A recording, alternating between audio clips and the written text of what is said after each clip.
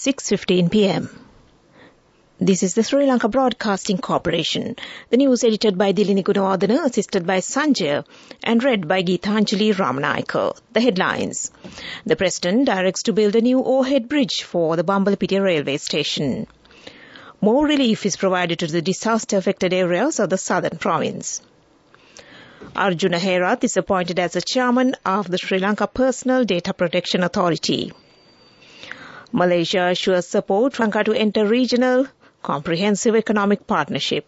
And foreign news, countries scramble to evacuate nationals from Israel. Sports, it's volleyball. Central Asian Challenge Cup Men's 2023 is currently underway in Colombo. On the directives of President Ranil Wickremesinghe, plans are in motion to erect a temporary access way at the Bambalapitiya railway station within 10 days by removing the current pedestrian flyover. Meanwhile, the President has also instructed to construct a new overhead pedestrian bridge within 5 months.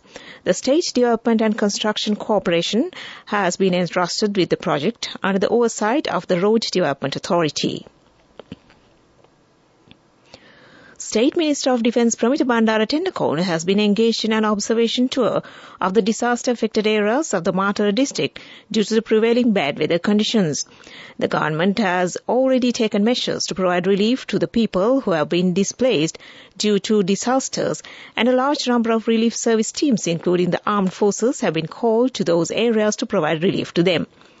The minister went to the cooking stations run by the Sri Lankan Army in the Malimbada and Matra areas to provide food to the people who are suffering from calamity.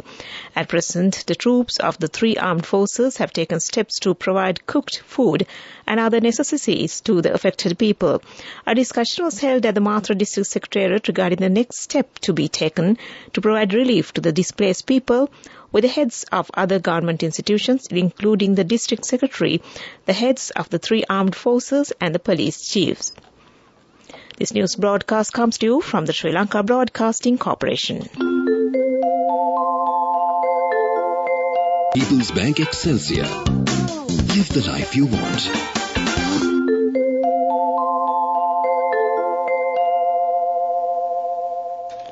Continuing with more local news.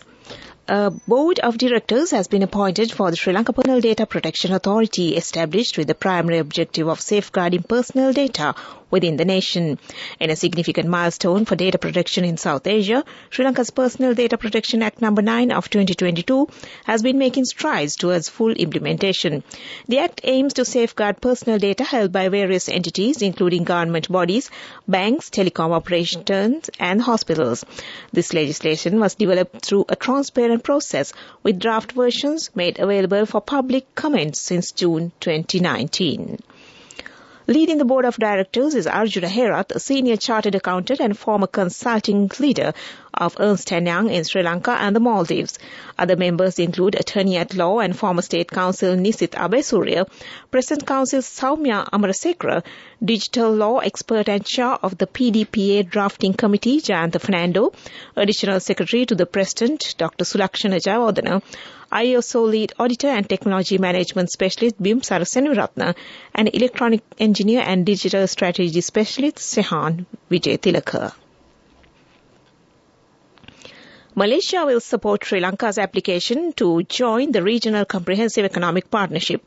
This was stated by Malaysian Minister of Foreign Affairs, who held discussions with Prime Minister Dinesh Gunawardena at the Temple Trees today.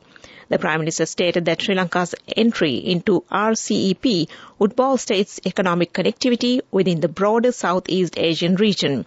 The Malaysian minister assured fuller support to Sri Lanka.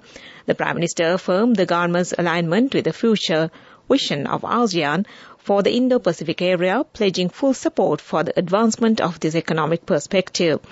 The diplomats discussed bilateral relations with special emphasis on cooperation in regional groupings such as Indian Ocean Rim Association for enhancing trade and investment cooperation. Premier Gunawardene invited Malaysian entrepreneurs to enter into new areas of investment in Sri Lanka in the growing hospitality industry, education and pharmaceuticals industry. The Prime Minister thanked Malaysia for the support given during last year's economic crisis. Referring to the high-level context, historical links, people-to-people contacts and geographical proximity and the deepening bond of friendship with Sri Lanka, the Minister said his government was looking forward to increase the economic and trade cooperation. The final rites of veteran Sri Lankan actor Jackson Anthony is scheduled to be performed on the 12th of Thursday.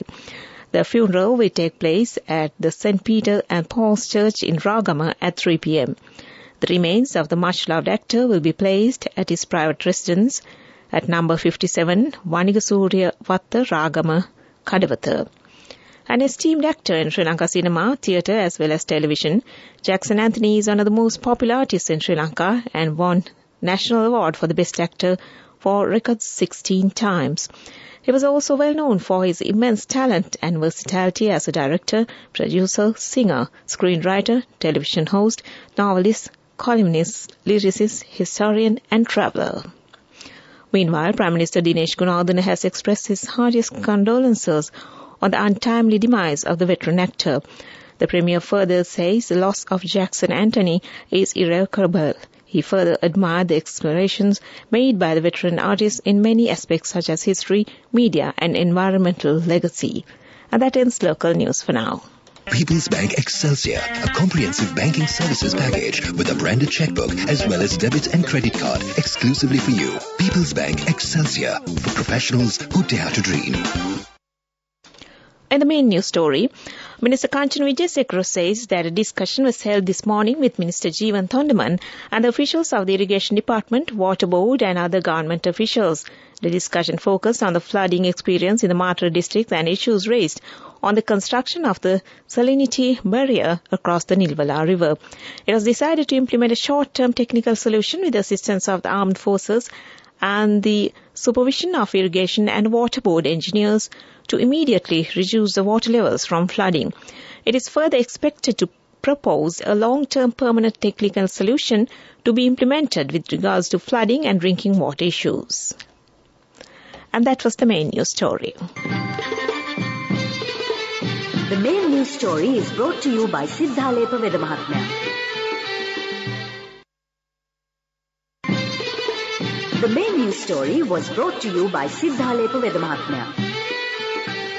On to Watchlight this evening, with the current conflict situation in Israel, the Foreign Employment Bureau has taken steps to introduce 2 special telephone numbers to obtain information about the Sri Lankan workers in the country. Can be obtained through the WhatsApp number +947166 40560. That's +947166 40560, or through the hotline number of the Foreign Employment Bureau 1989.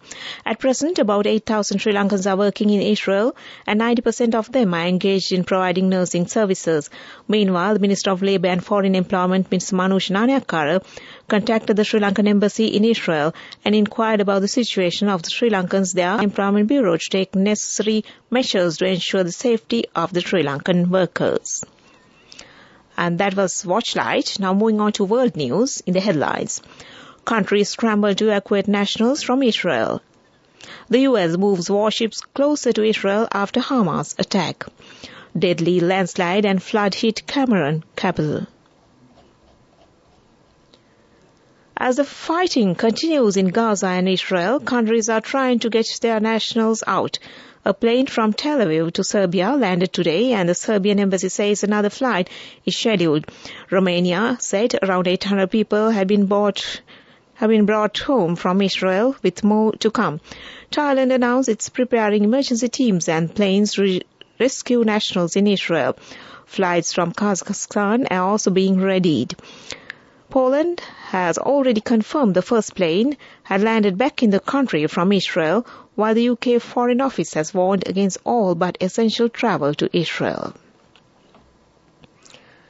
The US says it's moving an aircraft carrier, ships and jets to the eastern Mediterranean and will also give Israel additional equipment and ammunition. It follows the Hamas attack on southern Israel, which President Biden called an unprecedented and appalling assault. A U.S. national security spokesperson said several U.S. citizens were among the dead. The White House said further military aid to Israel would be sent in the coming days, adding that the U.S. has working to ensure Israel's enemies did not try to seek advantage from the situation. The emergency services have said at least 23 people have been killed in landslide caused by heavy rains in Cameroon's capital. A local radio station put the death toll to 40, saying that many people are still missing. Rescue efforts were hampered by floods, forcing locals to pull bodies out of the debris with bare hands. Heavy rainfall caused the Mifo River to burst into banks on Sunday, submerging several neighborhoods. Back to the headlines of the world news. Countries scramble to evacuate nationals from Israel. The U.S. moves warships closer to Israel after Hamas attack. A deadly landslide and flood hit Cameroon's capital. And that ends world news. Development news. The passenger ferry service between India and Sri Lanka is scheduled to commence operations tomorrow, around 12 years after the plan was first mooted and Memorandum of Understanding was signed between the two countries. The ferry will operate between Nagapattinam in Tamil Nadu and Kankesanture in Jaffna, Sri Lanka. The transit time is expected to be 3 hours. The Shipping Corporation of India will operate the ferry service. And that was development news. Moving on to sports. According to an invitation of the Central Asian Volleyball Federation, the Central Asian Challenge Cup Men's 2023 volleyball tournament organized by the Sri Lanka Volleyball Federation has been prepared for the participation of 6 countries from today to 15th of October at the Sukadadas Indoor Stadium. Bangladesh, Uzbekistan, Nepal, Saudi Arabia, Afghanistan and Sri Lanka will participate in this tournament. Winners will be awarded gold, silver and bronze medals. The players with outstanding skills in the tournament are also scheduled to be awarded trophies. The tournament is being held for the second time, and the first tournament was held in Bangladesh in 2021. Sri Lanka won the championship in that tournament. And that was sports news. Go ekak tiyana youth eකට life එකේ change එකට නියමෙට set වෙන්න ඇස් වහගෙන දැකපු වීන හැබැයි කරන්න youth එකට නියමෙට set වෙන friendship එක මෙන්න. The all-new NSB Ithru Mithru account. NSB IM, a plan for your dream. Business News, sponsored by National Savings Bank, the safest place for your money. The Commercial Bank of Ceylon has won 2 awards at the 2023 Payment Partner Performance Awards of Dera's, South Asia's largest e-commerce platform. Sri Lanka's largest private sector bank has been adjudged the best engaging overall cards base for the 4th consecutive year and has also been recognized as the best debit card base at these awards recently at the Shangri-La Hotel Colombo. Commercial Bank was the only bank to win 2 awards. Business News, sponsored by National Savings Bank, the safest place for your money.